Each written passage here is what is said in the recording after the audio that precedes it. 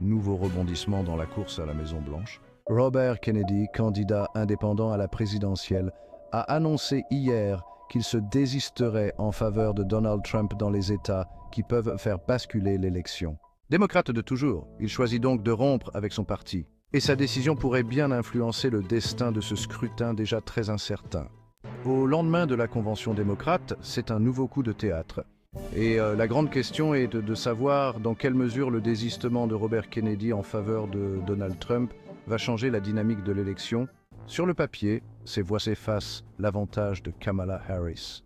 Les derniers sondages lui donnaient 4% d'attention de vote nationalement et entre 2 et 5% dans des États qui sont la clé de l'élection, comme le Michigan, l'Arizona ou la Pennsylvanie. Mais Robert Kennedy n'est pas propriétaire de ses électeurs potentiels et ils doivent le suivre. Dans son argumentaire qui est que le Parti démocrate a cessé d'être celui de la démocratie.